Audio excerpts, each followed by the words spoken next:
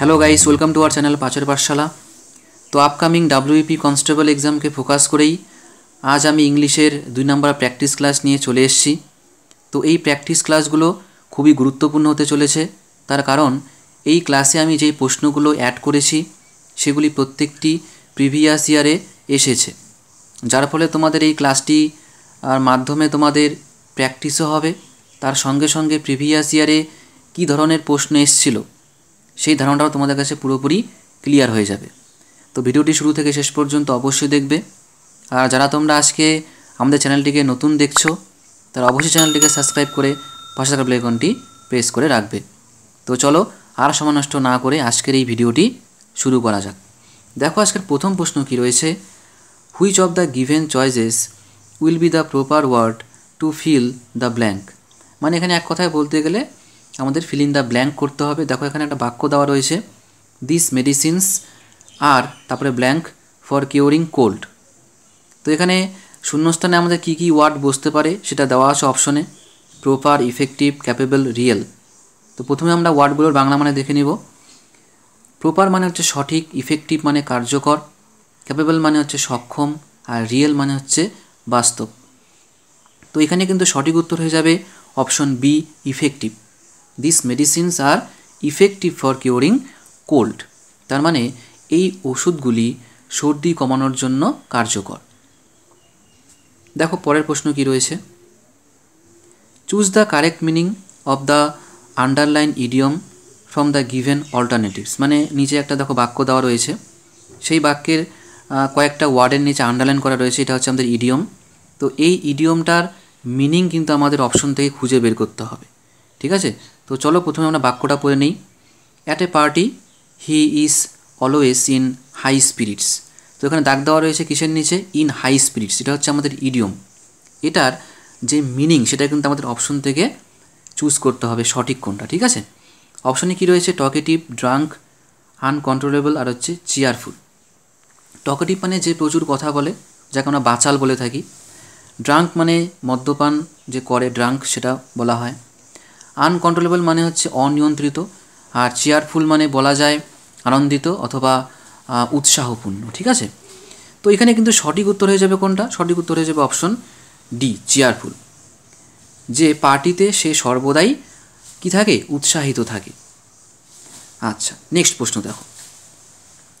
তো এখানে কিন্তু আমাদের একটা বড় ইনস্ট্রাকশন দেওয়া আছে, ওটাকে পড়ে নিয়ে আমরা দেখো কি বলেছে। In the following question some parts in italics have been jumbled up.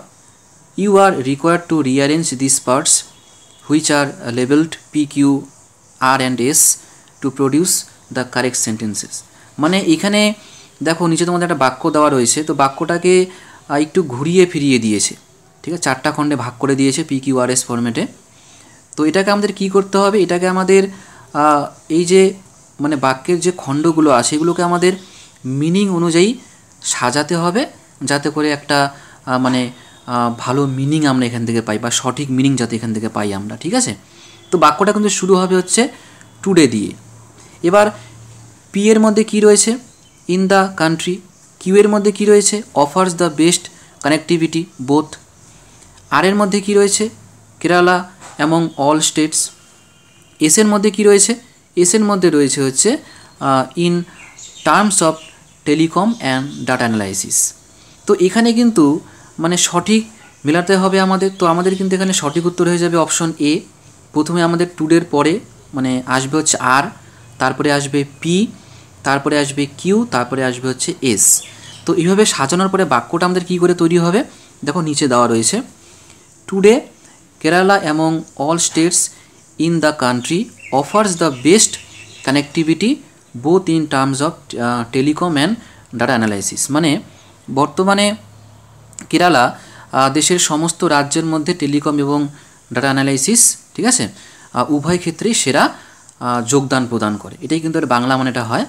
আর তোমাদের এটা সাজানোর ফলে উত্তরটা কি হয়ে গেল, উত্তরটা হয়ে গেল এ, যে আর, পি, কিউ, এস, ঠিক আছে।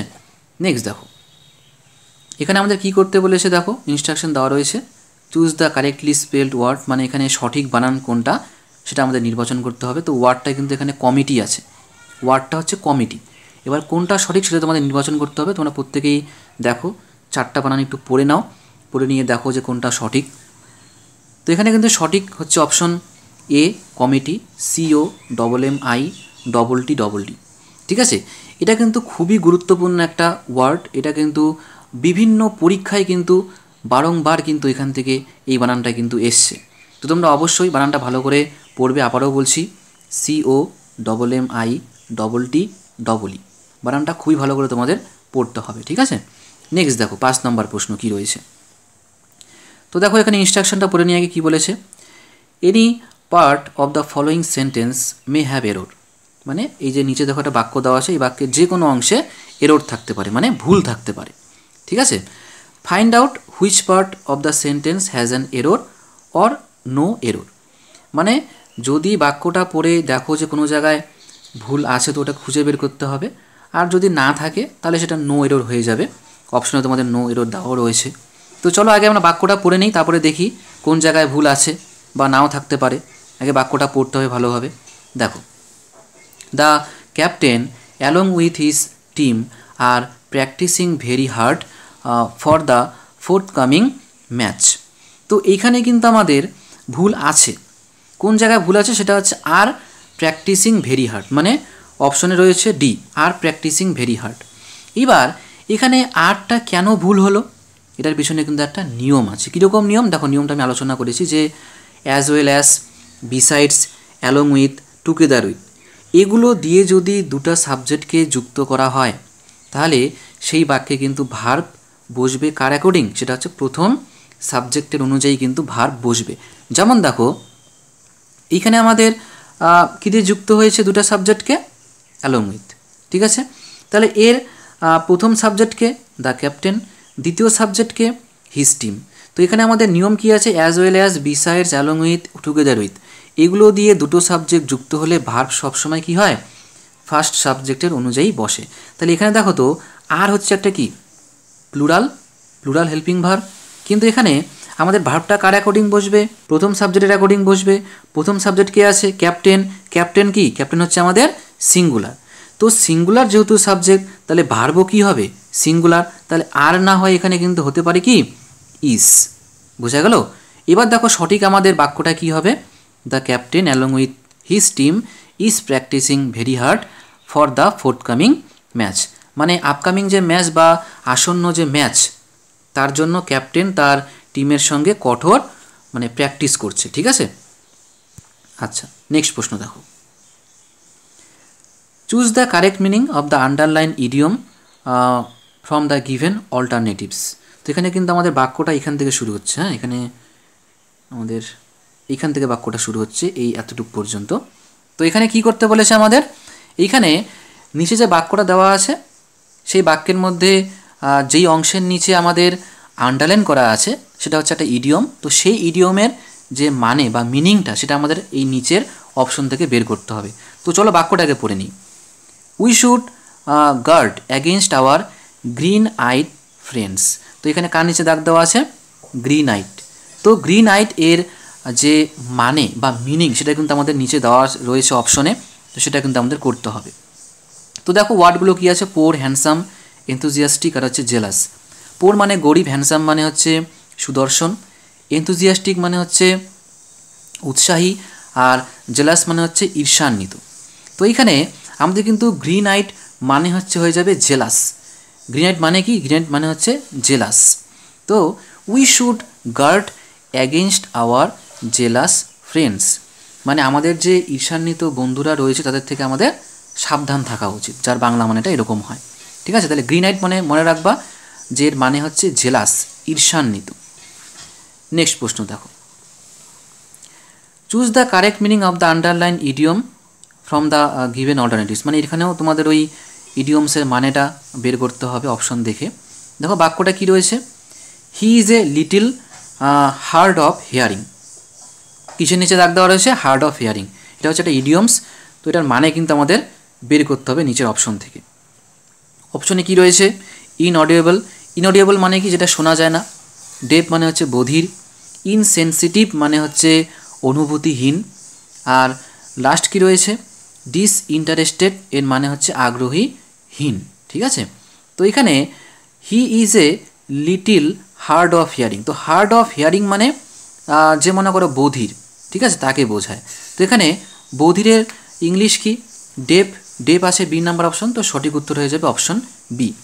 হি ইজ এ লিটিল ডেফ মানে সে একটু বধির। বোঝা গেল? নেক্সট দেখো,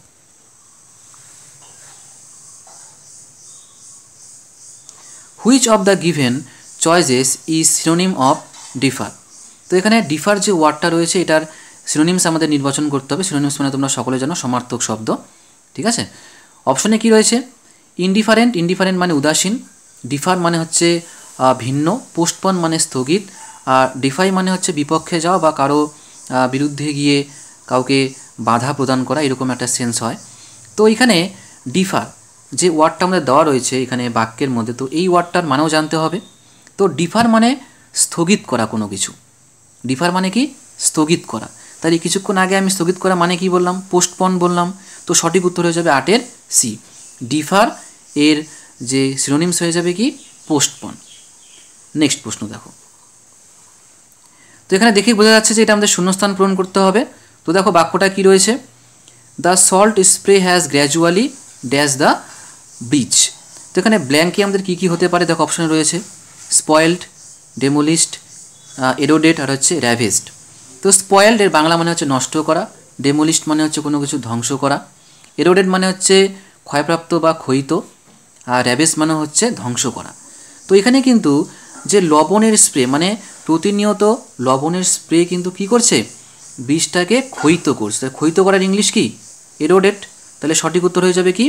অপশন সি এখানে সঠিক উত্তর। নেক্সট প্রশ্ন এবং আজকের শেষ প্রশ্ন দেখো কী রয়েছে। এখানে আমাদের PQRS ফরম্যাট দেওয়া রয়েছে, তার মানে বাক্যটাকে এলোমেলোভাবে দেওয়া রয়েছে। তো আমাদের এটার সঠিক মিনিং অনুযায়ী সাজাতে হবে। দেখো কেশব দিয়ে বাক্যটা শুরু হবে। এবার পি নাম্বার অপশনে কি রয়েছে? Left in an aeroplane. কিউয়ে রয়েছে হচ্ছে after reading a selling magazine. আরে রয়েছে হ্যাড ডিসাইডেড। আর এসে রয়েছে হচ্ছে to build his own boat 9 years earlier. তো এটাকে সাজানোর পর আমাদের কি হবে দেখো আগে উত্তরটা দেখে নিই। যে উত্তরটা হয়ে যাবে অপশন ডি, যে প্রথমে আসবে আর, তারপরে এস, তারপরে কিউ, তারপরে পি। এবং বাক্যটা কীভাবে হবে? Keshav had decided to build his own boat 9 years earlier after reading a selling magazine left in an aeroplane. এর বাংলা মানেটা এরকম হয়, বিমানে ছেড়ে যাওয়া একটি সেলিং ম্যাগাজিন পড়ে 9 বছর আগে কেশব নিজের বোট তৈরি করার একটা সিদ্ধান্ত নিয়েছিলেন। ঠিক আছে, এটার বাংলা মানে এরকম হয়। তো আজকের এই 2 নাম্বার প্র্যাকটিস ক্লাস এখানেই শেষ হলো।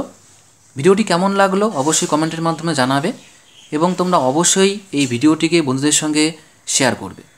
So thank you for watching and see you in the next video.